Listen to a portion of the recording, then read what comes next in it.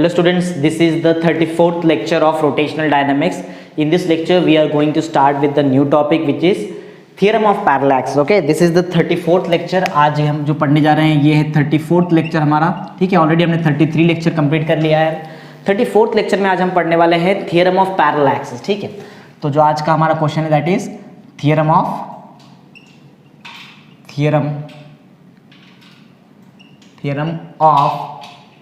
Parallel axis, ठीक है. Theorem of parallel axis आज का हमारा टॉपिक है. ये स्टार्ट करने से पहले आपको डायग्राम पहले समझना पड़ेगा, ठीक है. एक बार हमारा डायग्राम क्लियर हो जाए तो बहुत इजीली हम सॉल्व कर सकते हैं. देखो, let's consider one rigid body. एक रिजिड बॉडी हम कंसिडर करते हैं, शेप मैटर नहीं करता है, ठीक है. कोई प्रॉब्लम नहीं चलेगा. एक रिजिड बॉडी हमने कंसिडर किया है.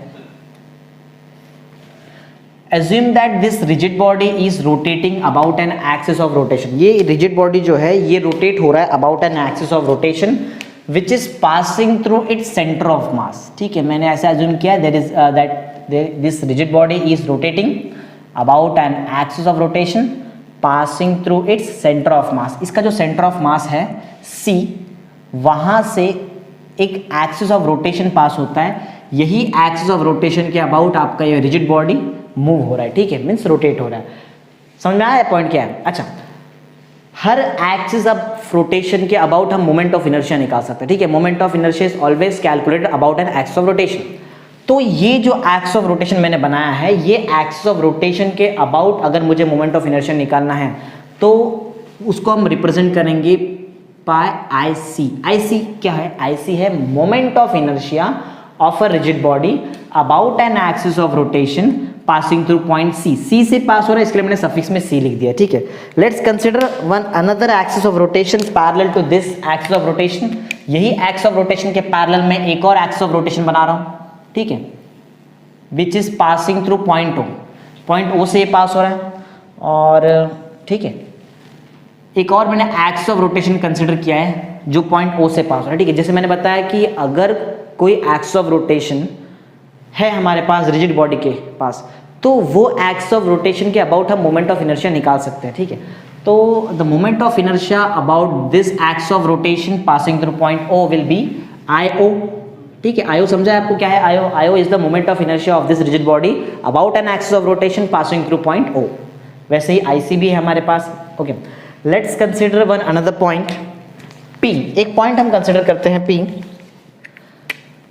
where there is a small mass d. एक पॉइंट P मैंने कंसिडर किया. ये पॉइंट P पे एक छोटा सा मास रखा हुआ है यहाँ पे. That small mass is dm. dm is the small mass at point P, ठीक है. पॉइंट P है और पॉइंट P पे जो स्मॉल मास है dm. एक बात और, the whole mass of this rigid body है जो है, the whole mass of this rigid body is capital M. Capital M is the whole mass of this rigid body. ये पूरे रिजिड बॉडी का जो टोटल मास है that is capital M.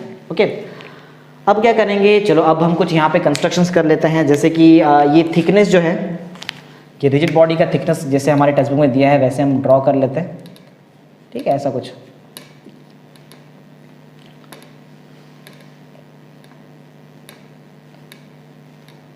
ठीक है. ओके, अब हम क्या करते हैं? Let's join this point O and P. ये O और पॉइंट P को हम ज्वाइन कर लेते हैं. ओके, C और P को भी ज्वाइन कर लेते हैं. सिमिलरली एक काम करते हैं, ये हम OC वाला जो लाइन दिख रहा है आपको, ये लाइन को भी हम ज्वाइन कर लेते हैं ऐसा, ठीक. और यहाँ से एक परपेंडिकुलर ड्रॉ कर लेते हैं नीचे. सारे डॉटेड लाइन से मैंने लिखा है. Okay, let this point be capital N. इसको हमने कैपिटल N नाम दे दिया है. ओके, एक बात और, let the distance between this point O and point C be small h. ये दिख रहा है, यहाँ से पॉइंट O से पॉइंट C तक का जो डिस्टेंस है मैं उसको एज्यूम कर रहा हूँ कि वो कितना है, वो क्या है, वो है स्मॉल h, ठीक है. मीन स्मॉल h से मैंने उसको रिप्रेजेंट किया है. Distance between O and C means distance between two parallel axis of rotation is small h.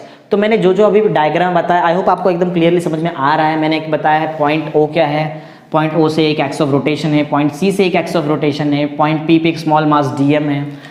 एक पॉइंट हमने कंसिडर किया है जहाँ पे देखिए ये दो लाइन ऐसा परपेंडिकुलर मीट हो रहे हैं. Capital M is the mass of the whole body, ठीक है. इतना, ठीक है, इतना काफ़ी है. ओके, अब इसके बाद हम क्या करते हैं, इसके बाद हम आते हैं हमारे क्वेश्चन पे रिटर्न आते हैं। ये तो हमने डायग्राम बना दिया, ठीक है।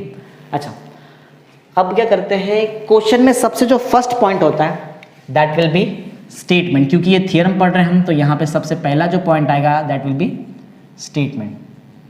स्टेटमेंट पढ़ते हैं पहले, ठीक है। स्टेटमेंट क्या है? अच्छा, स्टेटमेंट याद रखना बहुत इजी, मैं आपको एकदम याद करा दूंगा स्टेटमेंट। उसके लिए जस्ट आपको एक फॉर्मूला याद करना पड़ेगा। थियरम ऑफ पैरेलल एक्सिस का मैं फॉर्मूला यहाँ पे लिख रहा हूँ, बाद में उसको प्रूव भी करके दिखाऊंगा। फॉर्मूला है IO, ठीक है। IO is equal to IC, दिख रहा है आपको ना शायद बोर्ड पे IC, कहाँ पे, यहाँ पे IC plus capital M into square of H, ठीक है। ये आपका फॉर्मूला है। अगर आपको ये फॉर्मूला याद हो जाएगा तो आपको एकदम स्टेटमेंट प्रॉपरली, आपका स्टेटमेंट भी रेडी हो जाएगा, ठीक है। मैं आपको रिपीट करके बताता हूँ, ये IO क्या है, ये IC क्या है, ये M क्या है और ये H क्या है। IO इज द, देखो I जहां दिखता है ना, that means it is a moment of inertia. IO means क्या है? IO is the moment of inertia of the rigid body about an axis of rotation passing through point O। O से पास हो रहा है इसलिए IO। What is IC? IC is the moment of inertia of the rigid body about an axis of rotation passing through point C, ठीक है। M क्या है? M is the mass of whole body. What is H? H is the distance between two parallel axes, दो parallel axis के बीच में जो distance है that is H, ठीक है। ओके, आई होप इतना क्लियर आपको समझा है। IO क्या है, IC क्या है, M क्या है और H क्या है। ओके, अब यही चीज को मैं स्टेटमेंट में यहाँ पे फ्रेम करूंगा, देखना क्या है। ओके, मैं रिपीट करता हूँ। IO क्या है? IO था मोमेंट ऑफ इनर्शिया ना, IO है moment of inertia. IO is the moment of inertia of rigid body, moment of inertia of rigid body, ठीक है। मोमेंट ऑफ इनर्शिया किसका था? रिजिड बॉडी का है। हमेशा मोमेंट ऑफ इनर्शिया एक एक्सिस ऑफ रोटेशन के अबाउट ही निकालते हैं। Moment of inertia of rigid body about any axis of rotation, ठीक है। मैंने एनी एक्सिस क्यों बताया? क्योंकि जरूरी थोड़ी है कि जो मोमेंट ऑफ इनर्शिया आप निकाल रहे हो कोई रिजिड बॉडी के लिए वो हमेशा वो से ही पास हो। अलग अलग केस में अलग अलग पॉइंट से पास होगा, but the required moment of inertia about any axis of rotation must be parallel to the axis of rotation which is passing through the centre. जो एक्सिस ऑफ रोटेशन सेंटर से पास हो रहा है इसके parallel ही आपका required moment of inertia वाला axis of rotation होगा हमेशा। ओके, आते हैं रिटर्न हमारे स्टेटमेंट में। Moment of inertia of rigid body about any axis of rotation, any axis of rotation जो है अभी यहाँ पे तो हमारा एनी एक्सिस ऑफ रोटेशन क्या है, वो पासिंग थ्रू पॉइंट O है, ठीक है। पास हमारे लिए तो O से पास हो रहा है। Moment of inertia of rigid body about any axis of rotation is equal to, देखो दिया ना, moment of inertia of rigid body about any axis of rotation is equal to I, वापस आया I क्या होता है? I तो moment of inertia होता है। इज इक्वल टू, अच्छा इज इक्वल टू के बाद यहाँ पे बीच में प्लस है ना, is equal to sum of, देखो पहले सुन लो, is equal to sum of moment of inertia of rigid body about an axis of rotation passing through point C, ये है ना। तो इज इक्वल टू बाद मैं सम लिखूंगा, ठीक है। Is equal to sum of, देखो सम ऑफ किसका सम है? पहले मोमेंट ऑफ इनर्शिया, बाद में ये चीज आएगा, ये चीज बाद में बताऊंगा, पहले ये देख लो। Is equal to sum of moment of inertia is equal to sum of moment of inertia of rigid body about, देखो moment of inertia rigid body का है, और मैंने बताया हमेशा मोमेंट ऑफ इनर्शिया तो एक एक्सिस ऑफ रोटेशन के अबाउट होता है, ठीक है ना। तो क्या लिखा हमने? Sum of moment of inertia of rigid body about an axis of rotation, हमेशा एक एक्सिस ऑफ रोटेशन के अबाउट ही होता है, about an axis of rotation. Passing, कहां से पास हो रहा है? देखो एकदम क्लियर हमारे पास इंफॉर्मेशन है, पासिंग थ्रू, कहां से पास हो रहा है? C से पास हो रहा है, and we know C is the centre of mass of this rigid body, ठीक है ना। Passing through the centre of mass, ठीक है। Passing through the centre of mass मतलब मैंने क्या क्या, देखो सुनो मैंने क्या क्या लिखा है। Moment of inertia of a rigid body about any axis of rotation passing through point O is equal to sum of the moment of inertia of rigid body about an axis of rotation passing through point C, passing through point C तक लिख दिया है, and ये वाला part बाकी है, ठीक है, ये वाला पार्ट बाकी है। ये वाले पार्ट में बीच में इंटू है, कुछ नहीं है तो इंटू है, तो इज इक्वल टू के बाद मैंने ये वाला पार्ट लिख दिया, ये वाला पार्ट लिखना बाकी है, तो लिखते हैं एंड, ठीक है। एंड में, एंड के बाद में जो भी लिखने वाला वो इसके बारे में लिख रहा हूँ। And product of mass of the rigid body, M small mass नहीं है, स्मॉल मास डी एम है, एम तो होल मास है, ठीक है, तो मैं मास ऑफ द बॉडी बोल रहा हूँ। And product of mass of the body and square of distance, दिख रही है स्क्वायर ऑफ एच क्या है, H is the distance, and square of distance between the two parallel axis, यही मुझे बोलना है, ठीक है। तो मैं यहाँ पे लिखता हूँ, मैंने एंड तक लिख दिया, and product of mass of rigid body and square of what, square of distance, h एक distance है ना, and square of distance between, देख लो डायग्राम में वो जो h है वो किसके बीच का डिस्टेंस है, h is the distance between two parallel axis, ठीक है, and square of distance between two parallel axis, ठीक है। तो ये हुआ हमारा स्टेटमेंट। मैं एक बार रिपीट करा देता हूं, यहां देखने की बिल्कुल जरूरत नहीं, जस्ट ये फॉर्मूला पे ध्यान दो। अब देखो फॉर्मूला क्या है, moment of inertia of a rigid body, ठीक है, moment of inertia of a rigid body about any axis of rotation, कोई भी axis of rotation, is equal to sum of moment of inertia of the rigid body about an axis of rotation passing through point C, दिख रहा है C, passing through point C, and product of किस, ठीक है, and product of what, product of mass and square of distance, h क्या है, h तो distance, and square of distance between two parallel axis, दो पैरेलल एक्सिस के बीच का जो, तो मैंने ये जो स्टेटमेंट बनाया ये और कहीं से नहीं, ये फॉर्मूला को देख के ही मैंने बनाया और मुझे यही चीज प्रूफ करना है। ये थ्योरम एक्चुअल में यही है, ये थ्योरम का मैथमेटिकल प्रूफ है, ऐसा हमको प्रूफ करना है। चलो स्टार्ट करते, कोई प्रॉब्लम नहीं, हमने स्टेटमेंट तो लिख दिया है, तो डायग्राम भी बना दिया है। अब हम आते हैं प्रॉपरली मैथमेटिकल एक्सप्रेशन सॉल्व करेंगे।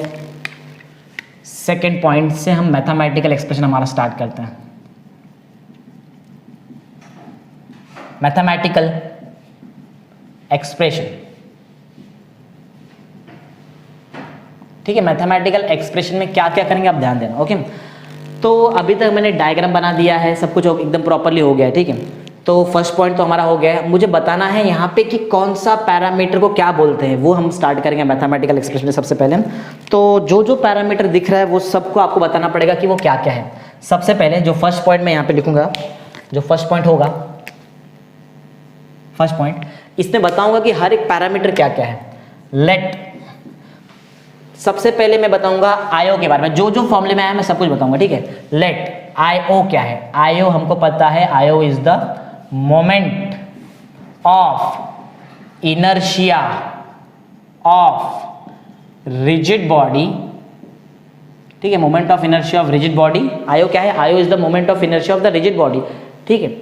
कहां से, लेकिन अबाउट, या फिर बोल सकते moment of inertia of rigid body about an axis of rotation, about an axis of rotation. और एक्सिस ऑफ रोटेशन कहां से पास हो रहा है, ये जो एक्सिस ऑफ रोटेशन है पास हो रहा है ओ से, पासिंग थ्रू पॉइंट ओ से पास हो रहा है हमारा एक्सिस ऑफ रोटेशन। तो आईओ मैंने आपको बताया कि आईओ क्या है, आईओ है moment of inertia of the rigid body about an axis of rotation passing through point O, ठीक है, आईओ हमने कर लिया है। अब हम बताते हैं कि आईसी क्या है, व्हाट इज आईसी, दिख रहा है में कौन सा पैरामीटर बताऊंगा, जो भी पैरामीटर मेरे फॉर्मूले में आया वो सारे पैरामीटर्स में बताऊंगा, ठीक है। व्हाट इज आईसी, आया मींस मोमेंट ऑफ इनर्शिया, ठीक है, सेम यही रहेगा, ऑलमोस्ट सेम पॉइंट यही रहेगा, moment of inertia of rigid body about an axis of rotation passing, अभी यहां से अलग हो जाएगा, passing through centre of mass, ठीक है, सेंटर ऑफ मास से पास हो रहा है, दैट मीन्स ये पास हो रहा है पॉइंट सी से, और बाकी जितना भी है बाकी सारा स्टेटमेंट एज इट इज है, ठीक है। तो आई होप आपको समझ गया व्हाट इज आईसी, ठीक है। आईसी क्या है, आईसी भी मोमेंट ऑफ इनर्शिया है, और आईओ क्या है, आईओ भी मोमेंट ऑफ इनर्शिया। फर्क इतना ही है, आईओ के लिए जो एक्सिस ऑफ रोटेशन है वो ओ से पास हो रहा है, आईसी के लिए जो एक्सिस ऑफ रोटेशन है वो सी से पास हो रहा है, दैट्स इट, सिंपल, ओके। तो आयो बता दिया, आईसी बता दिया, let's move on to M. M क्या होता है वो देखते हैं। M is the mass of whole body, ठीक है, होल रिजिड बॉडी। जो रिजिड बॉडी, पूरा जो रिजिड बॉडी है उसका मास जो है दैट इज कैपिटल एम, वो है कैपिटल एम। अच्छा, इसके बाद एक ही पैरामीटर बच गया जो है एच। एच के बारे में बता लेते हैं, ठीक है। एच क्या होता है, स्मॉल एच। स्मॉल एच क्या है, स्मॉल एच तो है डिस्टेंस। स्मॉल एच क्या है, डिस्टेंस बिटवीन, किसके बीच का distance, distance between two parallel axis, दो पैरेलल जो एक्सिस आपको दिख रहा है, दो पैरेलल एक्सिस ऑफ रोटेशन जो है इसके बीच का डिस्टेंस है। Distance between two parallel axis of rotation, ठीक है। तो आई होप आपको एकदम क्लियर दिख रहा है, आप देख लो एकदम प्रॉपरली कि h क्या है। h is the distance between the two parallel axis of rotation, okay. अच्छा, और क्या क्या आता है डायग्राम में, चलो वो भी इंक्लूड कर लेते, कोई प्रॉब्लम नहीं है। m बता दिया, h बता दिया, चलो ये dm के बारे में बता दें। dm क्या है, dm as we know dm is the small mass. जो dm है, dm क्या है, dm is the small mass of the body, या फिर small mass of the body, ठीक है, चलिए कोई प्रॉब्लम नहीं। Small mass of the body at कौन से पॉइंट पे, at point P. Point P पे एक स्मॉल मास है, उसी को हम बोलते हैं डीएम। तो डीएम भी बता दिया हमने, आयो बता दिया, आईसी बता दिया, डीएम बता दिया, एम भी बता दिया, एम हमने यहाँ पे बता दिया, ठीक है। तो ऑलमोस्ट हमने सब कुछ यहाँ पे बता दिया है कि मैथमेटिकल एक्सप्रेशन हमने जस्ट अभी पॉइंट नंबर 1 स्टार्ट किया। तो आई होप आपको स्टेटमेंट क्लियर है, आपको प्रॉपर मैथमेटिकल एक्सप्रेशन क्लियर है, आपको प्रॉपर डायग्राम भी क्लियर है, ओके। तो ये हुआ हमारा पार्ट, यहाँ पे खत्म होता है, ओके स्टूडेंट्स। तो हमारा वो स्लाइड कंप्लीट हो गया था। अब हम स्टार्ट करते हैं न्यू स्लाइड से। हम आई होप आपको याद है कि हमने अभी तक क्या क्या लिखा है। हमने स्टेटमेंट लिखा है और हमने मैथमेटिकल एक्सप्रेशन का सबसे फर्स्ट पॉइंट लिखा है, जिसमें बताया कि हर एक पैरामीटर का मतलब क्या है वो, ठीक है। अब हम स्टार्ट करते हैं मैथमेटिकल एक्सप्रेशन का second point. Second point of mathematical expression, second point क्या है। सेकेंड पॉइंट में हम क्या क्या करेंगे, देखो जो हमारा फॉर्मूला है ये सारे पैरामीटर्स निकालने का ट्राई करेंगे। एम नहीं निकाल सकते, एम तो मास है, एच भी ऑलरेडी है आपके पास। आयो और आईसी निकालने का ट्राई करते हैं, ठीक है। आयो क्या है, आयो आपको बताया था मैंने, मोमेंट ऑफ इनर्शिया है ना, तो ये लिख लेते हैं। तो आयो हमारे लिए क्या है, moment of inertia of rigid body,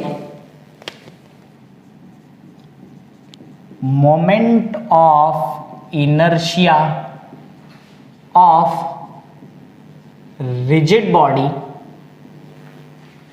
about an axis of rotation passing through, कहां से पास हो रहा है, देखो मैं आयो के बारे में बात कर रहा हूं, मीन्स ओ से पास होगा, passing through point O is given by, ठीक है। ये हम देख रहे हैं, हम क्या देखने वाले हैं, हम देख रहे हैं कि आयो क्या है। आयो is the moment of inertia of the rigid body, आपके सामने यहाँ पे रिजिड बॉडी है, हम आयो निकालने का ट्राई कर रहे हैं, ठीक है। Moment of inertia of a rigid body about any axis of rotation is equal to, पता है ना मैंने स्टेटमेंट आपको बताया था, ये वाला आयो ही मैं निकालने वाला हूँ, आयो का आंसर, ठीक है। आई होप आपको याद है मैंने एक लेक्चर लिया है जिसमें हमने moment of inertia of a rigid body निकाला है, ठीक है। तो रिजिड बॉडी का हमेशा अगर मुझे मोमेंट ऑफ इनर्शिया निकालना है, तो कोई भी रिजिड बॉडी का जो मोमेंट ऑफ इनर्शिया होता है आई इज इक्वल टू, वो होता है integration of R square D M, ठीक है। आर क्या होता है, R is the distance between the, distance होता है, ठीक है। और ये डीएम आपको मालूम है, डीएम से वो डिस्टेंस कैलकुलेट करते हैं about an axis of rotation तक। एक्सिस ऑफ रोटेशन और पॉइंट मास डीएम के बीच का डिस्टेंस ही है ये आर, ठीक है। एक्सिस ऑफ रोटेशन और पॉइंट मास के बीच का डिस्टेंस ही है ये आर, ठीक है। एक्सिस ऑफ रोटेशन और ये पॉइंट मास के बीच का डिस्टेंस ही है वो आर। तो आई होप आपको मालूम है कि आर क्या है और डीएम तो आपको पता ही है। यही फॉर्मूला लगता है रिजिड बॉडी में, हमेशा ये फॉर्मूला लगता है। रिजिड बॉडी में कभी भी हम ये समेशन वाला फॉर्मूला हम वहाँ पे अप्लाई नहीं कर सकते, ठीक है। तो आई होप कि आपको इतना पता है। अगर आपने नहीं देखा है तो हमारा वो moment of inertia of a rigid body पहले आप देख लो, फिर आपको ये प्रॉपर्ली समझ में आ जाएगा। अच्छा, तो क्या होगा इसका आंसर, देखो फॉर्मूला आपके सामने है, इसका आंसर होगा I O is equal to integration of R square, तो मैं नहीं लिख सकता हूं, लेकिन आर क्या है पहले वो पता होना चाहिए आपको। R is the distance between point mass DM and the axis of rotation, axis of rotation और डीएम के बीच का डिस्टेंस, ओके। हमारे लिए आयो देखना, सिर्फ आयो देखना, आईसी वगैरह कुछ मत देखो, आयो के लिए देखो डीएम और एक्सिस ऑफ रोटेशन के बीच का डिस्टेंस क्या है? अभी आप ये वाला एक्सिस ऑफ रोटेशन नहीं ले सकते, क्यों? हम आयो देख रहे हैं, आयो के लिए ओ वाला एक्सिस ऑफ रोटेशन लो ना आप, ठीक है। तो आर मीन्स क्या होता है? R means distance between the point mass DM and the axis of rotation, ठीक है। तो ये डिस्टेंस मेरे लिए तो ओपी है, देखो ओपी है, तो यहाँ पे मैं आर स्क्वायर नहीं लिखूंगा, यहाँ पे मैं आर स्क्वायर की जगह पे लिखूंगा ओ पी स्क्वायर डीएम, ठीक है। डीएम तो लिखना है, जैसे डीएम वाले जैसे वहां पे था सेम वैसे ही है, DM is the small mass of the body, ठीक है। ओके, मैंने आयो लिख दिया है, सेम वैसे हम एक न्यू और लिखते हैं, आईसी भी लिखने का ट्राई करते हैं। Let this be equation number 1, ये आप इक्वेशन नंबर 1 दे दो इसको। Let's move on to point number 3। Point number 3 में पॉइंट नंबर 2 में जैसे मैंने आयो निकाला है, like same wise I will find IC, ठीक है, इन पॉइंट नंबर 3। पॉइंट नंबर 3 में हम आईसी निकालने का ट्राई करते हैं। आईसी क्या है? आईसी भी देखो, आई ओ पता चल गया है, आई सी भी तुमको मालूम पड़ जाएगा। I means moment of inertia, start वैसे करेंगे जैसे स्टेटमेंट यहाँ पे, moment of inertia of rigid body about an axis of rotation, about an axis of moment of inertia of rigid body about an axis of rotation. अच्छा, ये case में आपका जो एक्सिस ऑफ रोटेशन है वो कहां से पास होगा? आईसी वाले केस में क्लियर मालूम पड़ता है, पॉइंट सी से पास होगा ना। About an axis of rotation passing through point C, point C से पास हो रहा है आपका एक्सिस ऑफ रोटेशन, ठीक है। Moment of inertia of rigid body about an axis of rotation passing through point C is given by, ठीक है, is given by, क्या होगा इसका आंसर? Will find. ओके, बहुत इजी सा कंसेप्ट है। आई सी का आंसर हमको निकालना है, ठीक है, आई सी, ठीक, सेम यही फॉर्मूला लगने वाला है क्योंकि रिजिड बॉडी अभी भी है ही है ना। ओके, आई सी के लिए सेम वही फॉर्मूला, इंटीग्रेशन आएगा, डीएम आएगा और डिस्टेंस का स्क्वायर आएगा। कौन सा डिस्टेंस? एक्सिस ऑफ रोटेशन और पॉइंट मास तक का डिस्टेंस। ओके, तो ये केस में इंटीग्रेशन तो आएगा, डीएम भी आएगा, एक्सिस ऑफ रोटेशन और पॉइंट मास के बीच का डिस्टेंस का स्क्वायर आएगा। जरा देखते हैं, एक्सिस ऑफ रोटेशन ये लेना पड़ेगा और पॉइंट मास तो यही है। एक्सिस ऑफ रोटेशन ये क्यों ले रहे हैं? मैं ये वाला एक्सिस ऑफ रोटेशन क्यों ले रहा हूँ? रीजन सिंपल है, मैं आईसी सॉल्व कर रहा हूँ, ठीक है ना, आईसी सॉल्व कर रहा हूँ, इसके लिए ऐसा करना पड़ रहा है। तो what is the distance between this axis of rotation में, मींस ये वाला पॉइंट दिख रहा है यहाँ से, एक्सिस ऑफ रोटेशन ये और पॉइंट मास डीएम के बीच का जो डिस्टेंस है दैट इज सीपी, ठीक है। तो यहाँ पे मुझे लिखना पड़ेगा सीपी स्क्वायर डीएम। आई होप आपको समझ में आ रहा है, क्लियर किए मैं क्या कर रहा हूँ यहाँ पे, ठीक है। नहीं आ रहा है समझ में, पॉज करो वीडियो और जाओ लेक्चर नंबर, ये हमारा प्रॉपरली ये वाला लेक्चर देखो जिसमें हमने निकाला है moment of inertia of rigid body. अगर वो आपको समझ में आ गया तो आपको ये बहुत इजीली समझ में आ जाएगा, ठीक है। ओके, तो 2 पॉइंट हमने यहाँ पे कंप्लीट कर लिया है, हमने आईओ निकाल लिया है, हमने आईसी निकाल लिया, ठीक है। Let's move on to point number 4। Point number 4, ये जितने भी पॉइंट्स कर रहा हूँ मैं ये सब मैथमेटिकल एक्सप्रेशन के पॉइंट है, ठीक है।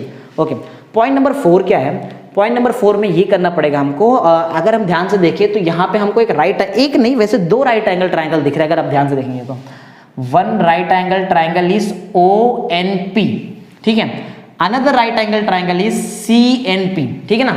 ONP and CNP are the 2 right angle triangle in this rigid body, ठीक है। रिजिड बॉडी वाले डायग्राम में 2 राइट एंगल ट्राइंगल दिख रहा है। तो राइट एंगल ट्राइंगल आया मींस हमारे माइंड में एक ही पॉइंट क्लिक होता है, direct Pythagoras theorem. Let's apply Pythagoras theorem in the biggest right angle triangle which is ONP, ठीक है। हम यहाँ पे अप्लाई करते हैं पाइथागोरस थ्योरम, अप्लाइंग पाइथागोरस थ्योरम कहां पे? अप्लाइंग पाइथागोरस थ्योरम कहां अप्लाई करते हैं? ट्राइंगल का नाम बताना पड़ेगा, ONP में applying Pythagoras theorem in triangle ONP, ठीक है। ONP वाले ट्राइंगल में हम अभी पाइथागोरस थ्योरम अप्लाई करने जा रहे हैं, ठीक है, कोई प्रॉब्लम नहीं है। पाइथागोरस थ्योरम बहुत सिंपल है, the square of hypotenuse is equal to sum of the square of other 2 sides, ठीक है ना। ओके, तो ONP वाला जो ट्राइंगल है वो चलो मैं बना ही लेता हूँ यहाँ पे, तो बहुत ईजी हो जाएगा। एक छोटा सा बनाता हूँ, बाद में रब भी कर दूंगा, कोई प्रॉब्लम नहीं। ये रहा हमारा ONP वाला ट्राइंगल, ठीक है, ONP। अगर मैं यहाँ पे पाइथागोरस थ्योरम अप्लाई करूँ तो पाइथागोरस थ्योरम क्या आएगा, square of hypotenuse, hypotenuse means the largest side of the triangle, hypotenuse का स्क्वायर मींस ओपी का स्क्वायर, ठीक है ना, हाइपोटेन्यूज का स्क्वायर इज इक्वल टू क्या आएगा, sum of the, is equal to sum of what, sum of square of other two sides, sum of square of other two side, other two sides क्या क्या है मेरे पास, एक ON है और एक NP है, ON, ठीक है, और दूसरा क्या है NP, दैट्स इट, ये हमने लगा दिया पाइथागोरस थ्योरम। आई होप आपको एकदम क्लियर समझ में आ रहा है। पाइथागोरस थ्योरम यहाँ पे क्या है, पाइथागोरस थ्योरम ने हमें बताया square of hypotenuse is equal to sum of square of other two sides, ठीक है। अच्छा, अगर हम ध्यान से देखें तो ये जो ON है ना, O और N, ये जो ON है, ये ON के बीच में एक पॉइंट आता है C, मैं ON को ऐसा लिख सकता हूं OC प्लस CN, लिख सकते हैं ना हम ऐसा, ON is equal to OC plus CN, ऐसा हम लिख सकते हैं। तो यहां पे हम ऐसा लिखते हैं, सिंस ON जो है, ON is equal to OC plus CN, ऐसा चल जाएगा, कोई प्रॉब्लम नहीं। ये जो मैंने लिखा है ऐसा हम लिख सकते हैं, ठीक है, ये जो पार्ट मैंने लिखा है ON is equal to OC plus CN, ऐसा हम लिख सकते हैं, कोई प्रॉब्लम नहीं है। यही चीज मैं यहाँ पे ON की जगह पे सब्स्टिट्यूट करता हूँ, अभी मैं ये ट्रायंगल रब करता हूँ, इसका काम खत्म हो गया, ठीक है, ओके।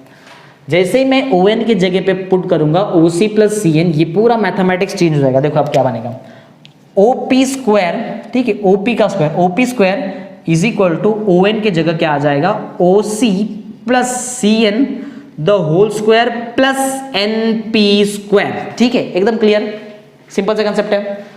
NP स्क्वायर का मैंने एज इट इज लिखा है, ON के जगह पे OC प्लस CN पुट कर दिया, ठीक है। Now we will apply A plus B the whole square, simple सा कंसेप्ट है, A plus B the whole square is equal to A square plus 2AB plus B square, simple, okay. चलो apply करते हैं, OP square is equal to यहां पे आएगा OC square plus 2 into OC into CN plus CN the whole square plus NP square. I hope आपको इतना clear समझ में आ रहा है जिसे मैं सॉल्व कर रहा हूं। यहाँ पे देखो OP square as it is था, ये NP स्क्वायर भी एज इट इज है, यहाँ पे मैंने अप्लाई किया है A plus B the whole square, A square 2AB plus B का स्क्वायर, सिंपल, ठीक है।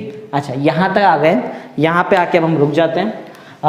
Late this be equation number 5, 5 नहीं 2 पॉइंट हो गया, या हम इक्वेशन नंबर इसको 3 दे देते हैं, ठीक है। 4th पॉइंट पे आ गए, पॉइंट नंबर 5 पे चलते हैं। पॉइंट नंबर 5 का है, ठीक है। पॉइंट नंबर 5 थोड़ा इंटरेस्टिंग है, ठीक है, ध्यान देना एकदम अच्छे से। पॉइंट नंबर 5, जैसे मैंने आपको स्टार्टिंग बताया था कि there is 2 right angle triangle present in this diagram, ठीक है, 2 राइट एंगल ट्रायंगल है। एक राइट एंगल ट्रायंगल में हमने पाइथागोरस लगा दिया, सेकंड राइट एंगल ट्रायंगल बाकी है। जो सबसे बड़ा राइट एंगल ट्रायंगल था उसमें मैंने पाइथागोरस थ्योरम अप्लाई कर दिया है। Let's apply Pythagoras theorem to this small triangle which is CNP, ठीक है, इसमें हम लगाते हैं पाइथागोरस थ्योरम। Point number 5, applying Pythagoras theorem to, या फिर हम बोलते हैं इन ट्रायंगल, ट्रायंगल का नाम अब चेंज हो गया है, CNP है अब ट्रायंगल का नाम। इन ट्रायंगल CNP अब हम अप्लाई कर रहे हैं पाइथागोरस थ्योरम, ओके। तो ज्यादा कुछ हार्ड नहीं है, फटाफट करते हैं। What is Pythagoras theorem? Square of hypotenuse is equal to sum of the square of other two sides. Square of hypotenuse हमारे पास यहाँ पे है CP, ठीक है ना, CP का square, square of hypotenuse is equal to sum of square of other two side, बाकी दो साइड क्या है, एक है CN का स्क्वायर और जो दूसरा है वो है NP का स्क्वायर, ठीक है, NP का स्क्वायर। आई होप क्लियर है आपके लिए, नहीं है तो देख लो आप यहाँ पे। CP का square, CP square is equal to CN square plus NP square, ठीक है ना, एकदम क्लियर है, ओके। अब अगर हम ये फॉर्मूला ध्यान से देखें, ये चीज अगर हम ध्यान से देखें तो यही चीज पहले भी कहीं रिपीट हुआ है, अगर आप ध्यान से देखेंगे तो CN square plus NP square कहीं तो आया है आपके सामने, यहीं पे CN square plus NP square, ठीक है। क्या कर सकते हैं हम, CN square plus NP square को एक ही लिख रहे, यही सिर्फ लिख सकते हैं, CP स्क्वायर तो लिख देते, थोड़ा छोटा हो जाएगा हमारा आंसर। ये जो इक्वेशन नंबर 3 और थोड़ा छोटा हो सकता है। CN square plus NP square is CP square, CN square plus NP square is CP square, वो लिख लेते हैं हम यहाँ पे, ओके। तो हमने टोटल 5 पॉइंट्स कंप्लीट कर लिया है। Let's move on to point number 6। Point number 6 पे आते हैं, एक पार्टीशन कर लेते हैं यहाँ पे, ठीक है। पॉइंट नंबर 6 पे आ रहा है अब,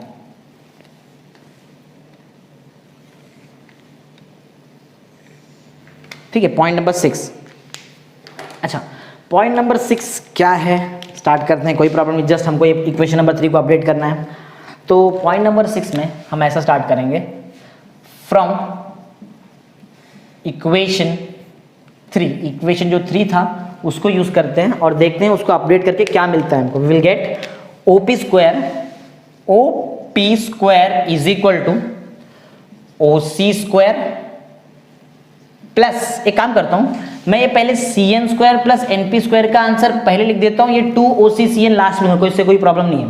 this CN square plus NP square is CP square, तो मैं पहले CP का स्क्वायर पहले लिख देता हूं और जो बच गया हमारे पास that is plus 2 times OC into CN। ठीक है, ये चीज हमारे पास बच गया था, कोई प्रॉब्लम नहीं। यहां तक आपको सबको एकदम क्लियरली समझाया।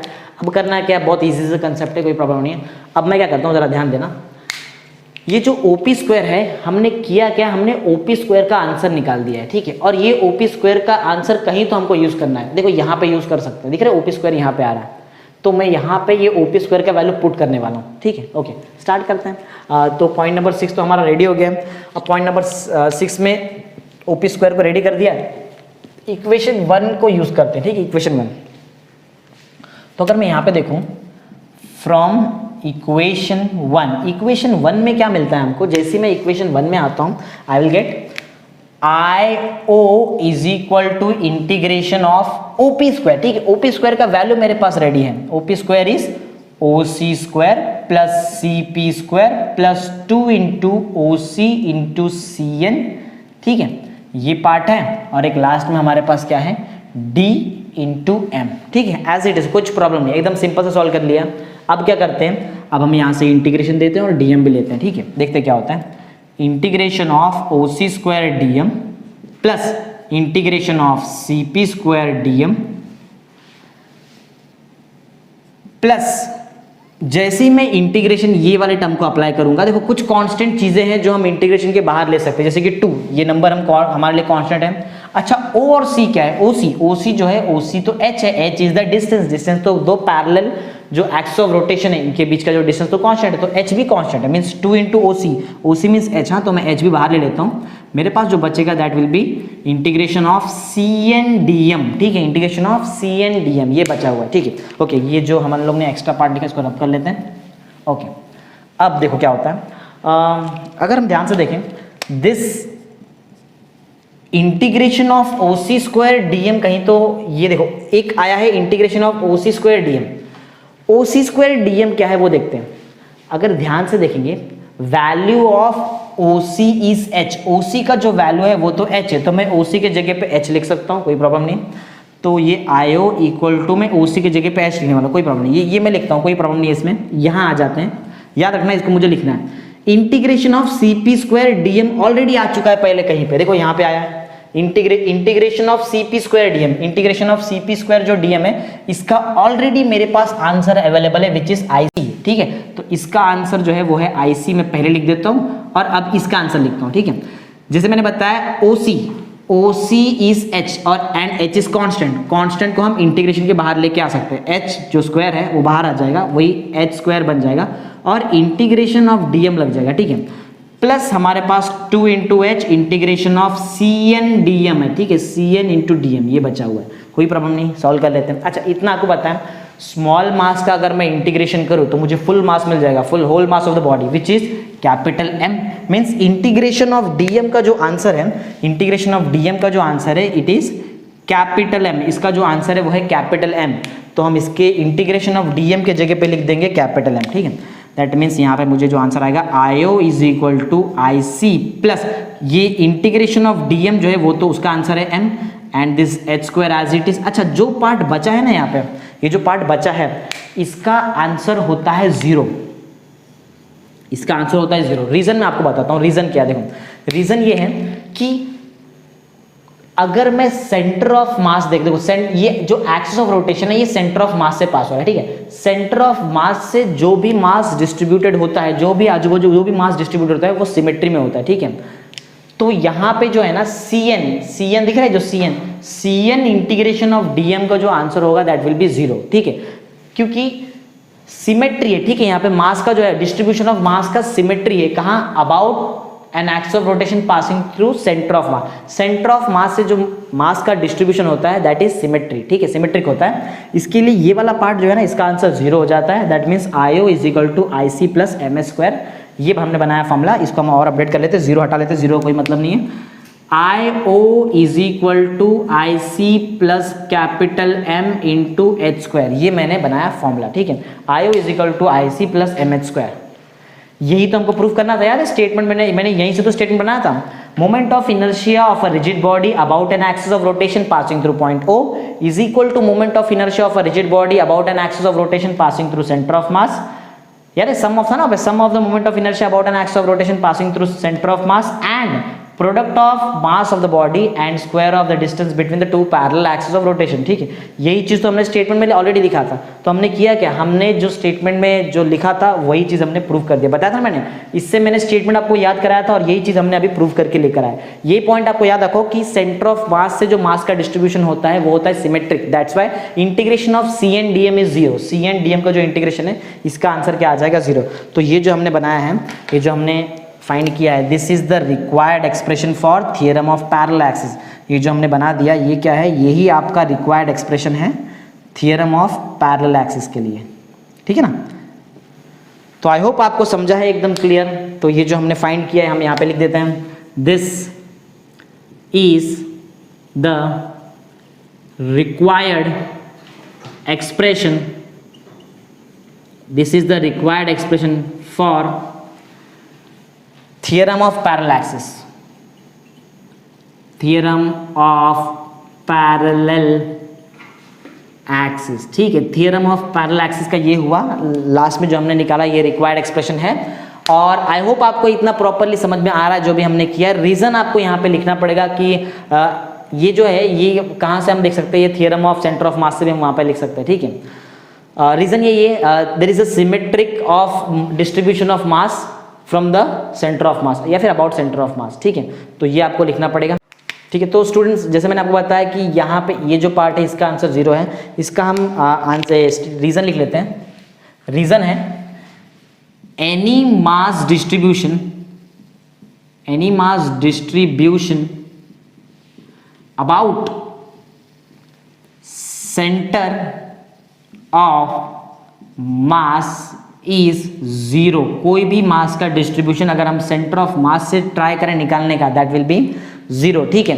तो इसलिए ये दिख रहा है integration of C and DM, ये पार्ट का आंसर हो गया 0। और ये जो हमने निकाला है ये है the required expression for theorem of parallel axis. I hope आपको एकदम प्रॉपरली सब कुछ समझा है। आपको डायग्राम याद रखना है। डायग्राम में 2 एक्सिस ऑफ रोटेशन है, एक IC है means moment of inertia passing through, moment of inertia of a rigid body about an axis of rotation passing through point C। एक और एक्सिस ऑफ रोटेशन है जो O से पास हो रहा है, दोनों के बीच का डिस्टेंस h है, पॉइंट P पे स्मॉल मास DM है। स्टेप्स याद रखने हैं आपको। पहले स्टेप में हमने स्टेटमेंट लिखा, सेकंड स्टेप में मैथमेटिकल एक्सप्रेशन लिखा, फिर मैथमेटिकल एक्सप्रेशन में टोटल हमने 6 पॉइंट निकाला, 6 पॉइंट हमने प्रॉपर्ली प्रूव कर दिया।